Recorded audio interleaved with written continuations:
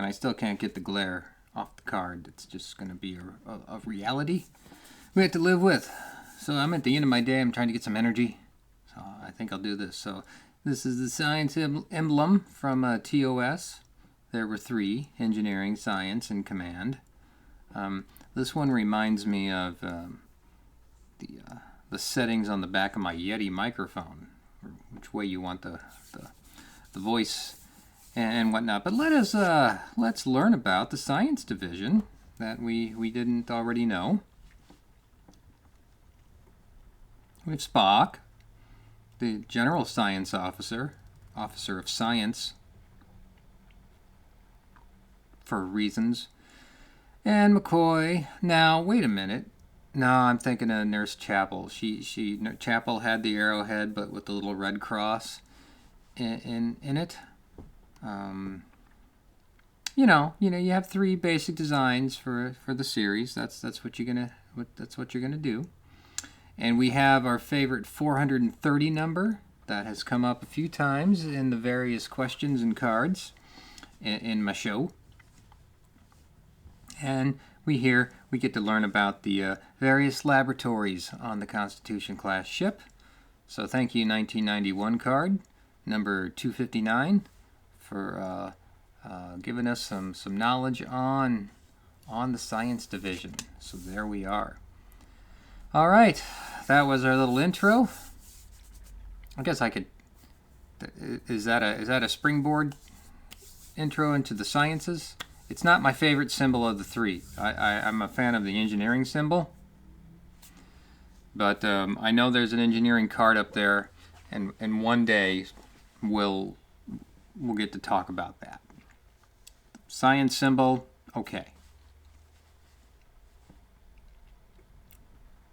No, I don't think I have any thoughts on just this as a symbol. I'm a big fan of the IDIC back here. I have these on my vehicles as well. I think the IDIC is a nice Trek symbol that's not easily identified, so you can just have it and then just be.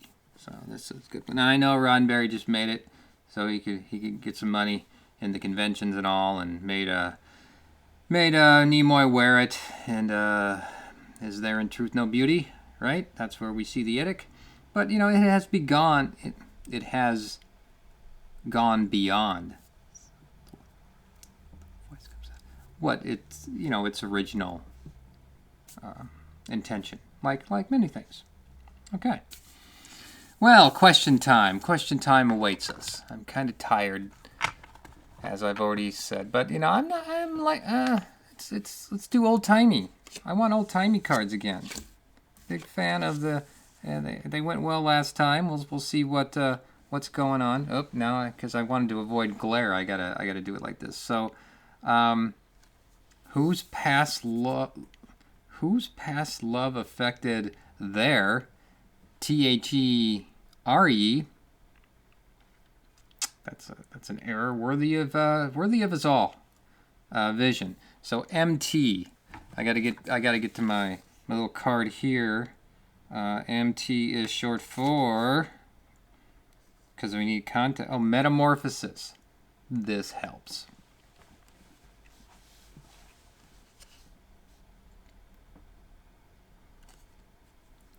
Metamorphosis. That's a Zephyr Cochrane episode. Past loves. Well, we had the. Who's in this episode? It's Kirk. It's McCoy and Spock, of course, and the commissioner. I forget her name. I'm sure that's going to be a question. So Zephyr Cochrane is kept alive and looks nothing like James Cromwell by this kind of bouncing light that absorbs him. I don't think I'm really doing Metamorphosis some justice, but I'm trying to. My mind is racing about. I don't remember the past love affected Vision, not in Metamorphosis. Now, past loves affected Vision with the salt creature in Mantrap, but MTs for Mantrap. It says MT. I'm not insane. See, this says MT Metamorphosis, but it's Mantrap. So the 1975 folks putting this together didn't quite differentiate Mantrap from Metamorphosis. I'm not insane. I think this is the only card that has episode guidelines. So I'm going to think about Mantrap, and it's going to be McCoy. His past love for Nancy Crater. When he saw the salt monster, Nancy looked like she did the last time McCoy met her. But from Kirk's perspective, of course, she was a handsome woman. Another fine line there. So Mantrap is what I'm going with on this. Should we turn the card around, or we want to look for context with everything else? Yeah, I'm going to keep going with the Mantrap theme. Kirk tell McCoy to do if he couldn't sleep. Well, no, now I want to. I'm thinking on that one. We're going to see if the Mantrap is the right question here. So McCoy is the answer. These are very imperfect cards, and that imperfection comes the joy, right? So McCoy, not Metamorphosis, Mantrap.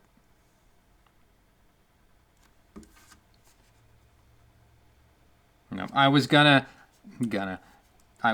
to find a rationale for why this was wrong, thinking, oh, maybe these are all season 2 episodes, but they are not.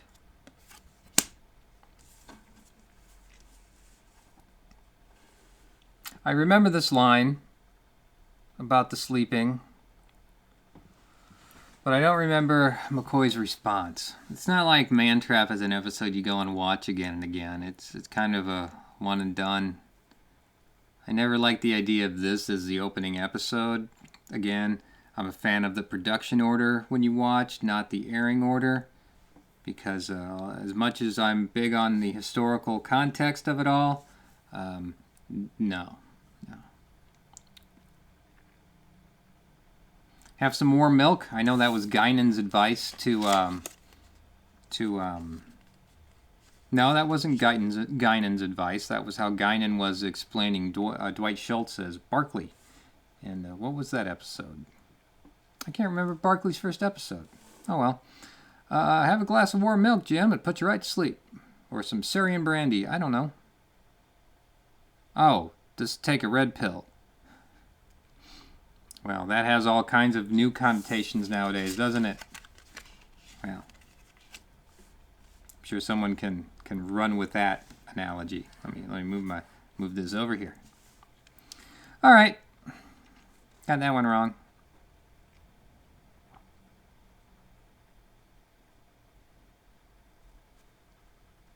Wow. Oh, what? This is a different episode. Is this Naked Time or Naked Time? Well, what else would it be? I don't remember his name. Lieutenant, is this the lieutenant that finds a way to kill himself with a dull-edged butter knife? I mean, that's pretty impressive. And then he dies because he didn't have the will to live. He was the first casualty in the Mantrap. Tormolen. Is it Torvill and Dean? And that would be a fine Bajoran name. Torvill and Dean. No, you're not coming along with me on that. That's okay. I'll give that to you. But I think I'm going to name this round Torvill and Dean. And I'll have like 2 views in 2 weeks. But okay. So no, I don't remember his name. I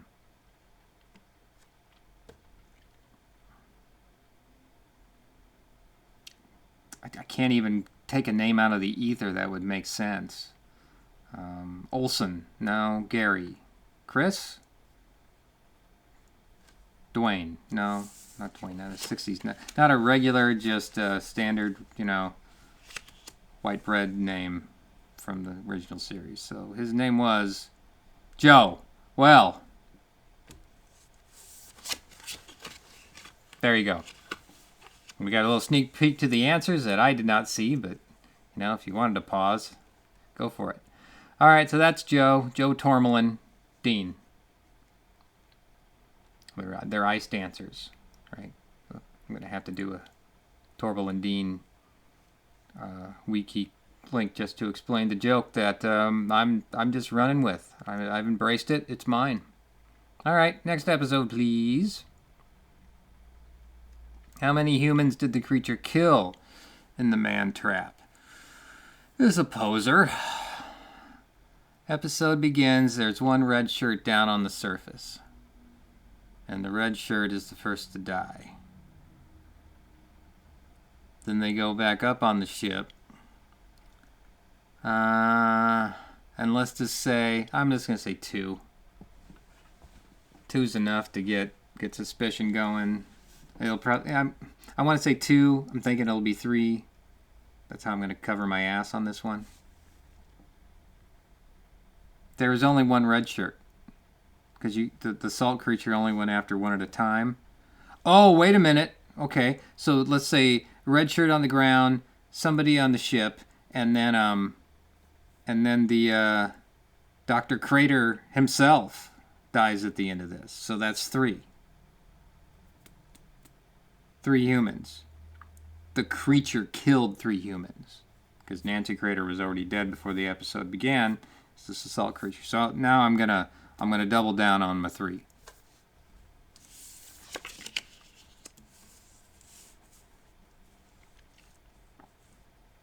Boop, boop, boop, boop, boop. Joe. Come on. 6? See, even the person who had this back in 1975 was like, 6? What? Okay, now I gotta bet. This is gonna take some time. Maybe there were. So were there 2 red shirts on the away team? Oh, I'm sorry, landing party. I mean, so if you got 2 right away with Crater and the red shirt on the planet, and then they go to the ship with the salt creature. How does the salt creature get on the ship? Nancy Crater comes on the ship, I guess, and she manages to knock off 4 people on the ship before anybody notices or finds out what the heck's going on. I guess a better scenario would be, no, because you had that red shirt at the beginning. All I remember is the beginning of this episode. I don't know why I've been going so long, but, you had the red shirt at the beginning of the episode because, from the red shirt's point of view, Nancy Crater was like a 19-year-old. And I think you even had the groovy little, Mud's Woman music in the backtrack on that. Okay, 6. 6 it is. I don't take a body count when I watch Trek, but that's pretty impressive. Who were the 4? Only thing I remember is the salt creature getting into the elevator with Uhura.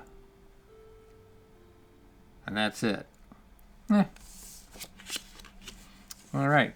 So we got a couple curveballs. We got a naked time question in the middle of a whole bunch of man-trap questions. So that's odd.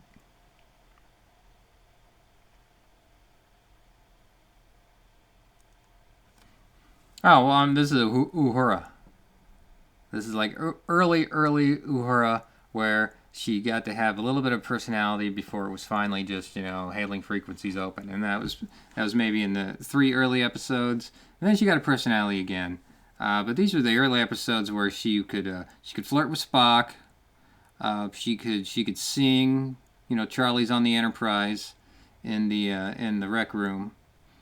And yeah, so Nichelle Nichols singing early on, but yeah, this might be the flirting with Spock scene.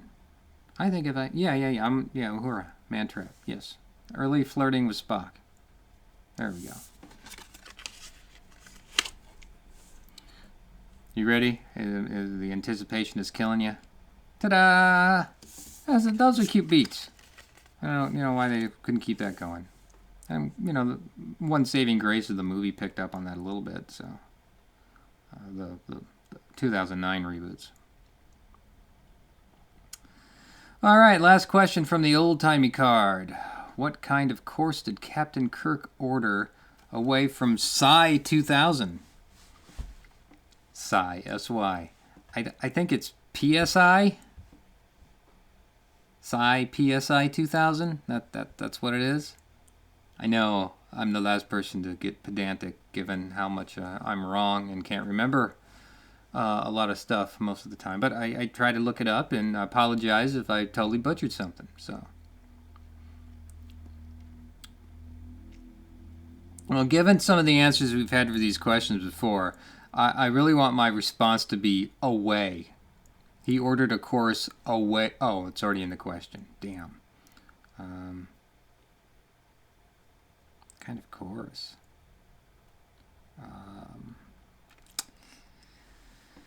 Well, Naked Time, the thing about this is sorry, this is a head scratcher. I don't know why. Because they screw with the engines, and is this when they're like skidding off the planet to the point where they go back in time, or is that another episode? Because the episode is called Naked Time, and it's not like, oh, Naked Time. It's like the Naked Time, maybe with a comma between naked and time. But trying to get my mind straight, because initially this was meant to be a two-parter and would be followed up with the one with the pilot, the kind of I Dream a Genie episode with Jeffrey Christopher, or Captain Christopher, or whatever his first name was. I don't know why I can't remember the name of that episode. Unless I'm just imagining all of this in my head and I'm messing some stuff up. It's not my finest hour right now, but I felt that I felt the need to do this. I don't know. I've explained it. I've given it context. What is the specific answer? I will let you judge the quality of my response to this question. And the answer is hyperbolic. So I was nowhere close. It was very specific. I don't know what a hyperbolic course is. It's certainly a term I've heard many, many times. And it's a term you hear so many times that you forget, or that you never knew what it meant. So I'll have to do some research for myself and my own satisfaction about what hyperbolic means. And thus, we have our Man Trap / Naked Time Trekkie trivia card. Yay, Trekkie trivia. And gotta love the Trekkie trivia. There we go. All right, well, I guess thanks for me for sticking with it, because I'll be that one viewer that gets to the end of this. But think about Man Trap and Naked Time again. And remember, it's Joe. It's 6, and it's hyperbolic. Joe's 6-pack, and it's hyperbolic. Oh, I missed Red Pill as well. Well, I got like only 2 questions correct on this. I kind of sucked at this. Well, I've been very much defeated by the specifics here. Maybe that happens a lot. But I know that I was not alone with 6, because a mark from the past is also... Now we can think about the context of that in our own minds. The past unknown person, probably from 1978, playing this game, wondering about 6 and Joe. And that's more than enough time that I have. Not even anything to cut. That this goes out as is. So that was the day. And go have yours. And a day like today will not come again until tomorrow.